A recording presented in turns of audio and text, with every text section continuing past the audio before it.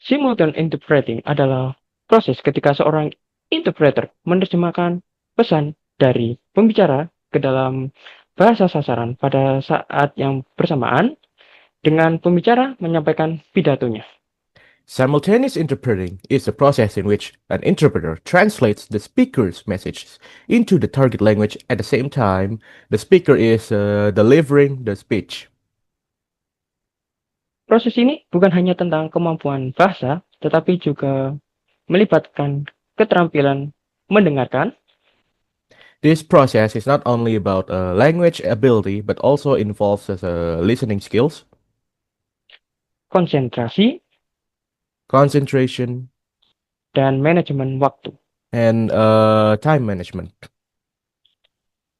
Seorang interpreter harus mampu menangkap ide utama, An interpreter must be able to capture the main ideas, menyederhanakan kalimat panjang menjadi bentuk yang lebih ringkas, simplify long sentences into a more concise form, dan tetap mempertahankan makna serta nuansa aslinya. and still maintain the original meaning and nuance. In Selain itu, addition, interpreter juga harus siap menghadapi berbagai tantangan, interpreter must be prepared to face various challenges, seperti aksen pembicara yang berbeda, such as different speaker accents, kecepatan berbicara yang sangat cepat, very fast speech, atau istilah teknis yang mungkin tidak familiar. or technical terms that may be unfamiliar. Untuk itu, persiapan sebelum acara sangat penting. That is why preparation before the event is very crucial. Misalnya dengan mempelajari topik, istilah khusus, dan latar belakang pembicara. For example, by studying the topics, special terminology, and the speaker's background. Dengan begitu, interpreter tidak hanya sekedar menerjemahkan kata per kata, By doing so, the interpreter is not merely translating word for word, tetapi benar-benar menyampaikan pesan dengan akurat, jelas, dan sesuai konteks. but truly conveying the message accurately, clearly, and in the right context. Nah, untuk menjadi interpreter yang baik, latihan berkelanjutan To, sangat diperlukan. to become a good interpreter, continuous practice is essential.